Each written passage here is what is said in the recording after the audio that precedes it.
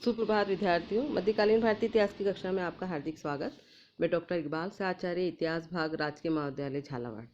विद्यार्थियों, आज हम पढ़ने जा रहे हैं इल्तुतमिश के बारे में, जिसने 1211 से लेकर 1236 ईस्वी तक दिल्ली की गद्दी पर शासन किया, यानी लगभग चौथाई सदी वह दिल्ली का सुल्तान रहा।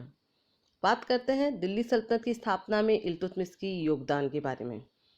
दिल्ली सल्तनत का एक महत्वपूर्ण शासक इल्तुतमिश को माना जाता है। जहाँ तक दिल्ली सल्तनत की हम बात करें तो दिल्ली सल्तनत की स्थापना एक लगातार चलने वाली राजनीतिक क्रियाशीलता का परिणाम थी। मुइजुद्दीन यानी मोहम्मद गोरी के द्वारा भारत के विभिन्न क्षेत्रों को विजित करने की योजना बनाई गई। ऐबक ने इसे संगठित किया एवं इल्तुतमिश ने एक प्रशासनिक ढांचे का निर्माण करके सल्तनत के स्थायित्व की मजबूत आधारशिला रख दी, यानी नींव रख दी, बुनियाद रख दी।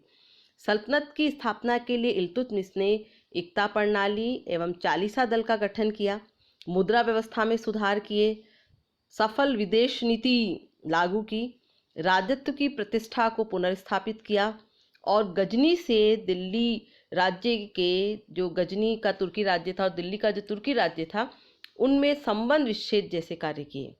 प्रोफेसर सतीश चंद्र का मानना है कि इल्तुतमिश को उत्तर भारत में तुर्कों की विजय को वास्तव में सुदृढ़ बनाने वाला सुल्तान मानना चाहिए। यानी शुरुआत मोहम्मद गोरी के द्वारा की गई थी, लेकिन तुर्की सत्ता को मजबूत बनाने का जो कार्य है वह इल्तुतमिश के द्वारा किया गया। अब हम बात करते हैं प्रारंभिक जीवन की। इल्तुतमिश बारी कबीले का तुर्क था। उसका पूरा नाम शमशुद्दीन बउद्दीन अबुल मुनव्वर अल्तमश था। वह शुरू से ही बड़ा सुंदर, योग्य तथा बुद्धिमान था।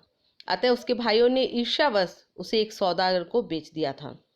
1197 ईस्वी में उसे ऐबक के द्वारा खरीद लिया गया था। ऐबक ने उसे सरे जादार यानी अंगरक्षकों का प्रधान का महत्वपूर्ण पद दिया। आगे चलकर वह अमीर शिकार के पद पर पहुंच गया, यानी सेनापति के पद पर पहुंच गया। ग्वालियर के किले को जीतने के बाद उसे वहां का किलेदार बनाया गया। उसके पश्चात उसे बरन यानी बुलंदशहर का इक्ता यानी प्रांत सौंपा गया। ऐबक ने उसकी योग्यता को देखते हुए अपनी पुत्री का विवाह भी उसके साथ किया था। 1205-6 ईस्वी में खोखर जाति के विद्रोह के दमन का जो अभियान किया गया था, उसमें इल्तुतमिश सुल्तान मोहम्मद गोरी और ऐबक के साथ था। उसके अदम्य उत्साह, पराक्रम, साहस और वीरता से मोहम्मद गोरी भी प्रभावित हुआ था और उसने उसकी सिफारिश कुतुबुद्दीन से करते हुए एक पत्र लिखा था उसे, और उसमें लिखा कि इल्तुतमिश के साथ अच्छा व्यवहार करना, किसी दिन वह ख्याति प्राप्त करेगा। इल्तुतमिश उन्नति करते हुए बदायूं का सूबेदार बन गया था। ऐबक ने उसे दासता से भी मुक्त कर दिया था।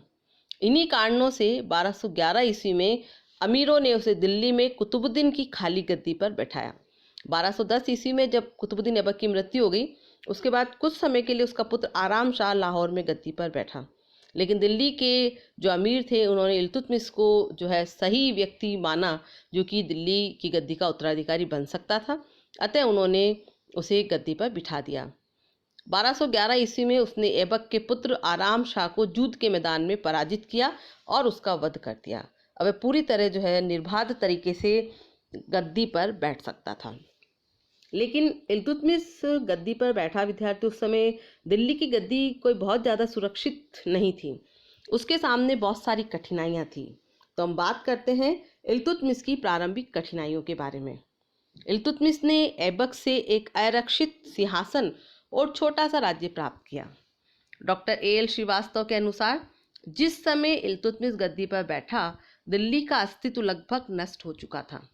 उसके अधिकार में केवल दिल्ली, बदायूं तथा बनारस से लेकर शिवालिक पहाड़ियों तक का प्रदेश ही रह गया था। पंजाब उसका विरोधी था और उसके सत्तारोहण के समय अली मर्दान खान ने स्वयं को बंगाल और बिहार का राजा घोषित कर दिया। उधर ऐबक के साथ के एक गुलाम कुबाचा ने खुद को मुल्तान का स्वतंत्र शासक घोषित करके लाहौर तथा पंजाब के कुछ भागों पर अधिकार कर लिया। शुरुआत में इल्तुतमिश के साथ के कुछ अधिकारी भी जो दिल्ली के आसपास रह रहे थे, उसको सुल्तान मानने से इनकार कर रहे थे। वहीं राजपूतों को भी अपनी स्वतंत्रता जाहिर करने का, जताने का मौका मिल गया। और उन्होंने कालिंजर, ग्वालियर तथा अजमेर और बयाना समेत पूरे पूर्वी राजस्थान से तुर्क शासन का जुआ उतार फेंका। ऐसी कठिन परिस्थितियों में चंगेज खां के नेतृत्व में मंगोल आक्रमण का भय भी इल्तुतमिश के समय उपस्थित हुआ। इसके अलावा ऐबक का दिल्ली का राज्य एक अस्थिर फौजी जागीर की भांति था, जिसमें स्थायित्व का अभाव था और जिसे केवल शक्ति के आधार पर ही स्थापित रखा जा सकता था। विद्यार्थियों, ये सभी परिस्थितियां बहुत संकटपूर्ण थीं, परंतु इल्तुतमिश ने अपने कौशल, साहस, वीरता और शक्ति से और साथ ही कूटनीति से इन सभी संकटों का मुकाबला किया और अंत में सफलता प्राप्त की। तो विद्यार्थियों, इल्तुतमिश जब 1211 ईस्वी में गद्दी पर बैठा, उस समय की परिस्थितियां क्या थी और किन कठिनाइयों का सामना उसे करना पड़ा। कठिनाइयां आंतरिक भी थी, बाहरी भी थी, प्रशासनिक भी थी, सैनिक भी थी। एक छोटा सा राज्य था जो एक अस्थिर जो है फौजी खेमा मात्र था और जो सिर्फ शक्ति यानी ताकत के बल पर ही स्थापित रह सकता था। और ऐसे राज्य को सुरक्षित करने का दायित्व, तुर्की राज्य की बुनियाद रखने का और उसको मजबूत रखने का दायित्व इल्तुतमिश के द्वारा किया गया। इल्तुतमिश ने अपनी कठिनाइयों का सामना किस प्रकार किया, इसकी चर्चा हम अपनी अगली कक्षा में करेंगे। धन्यवाद।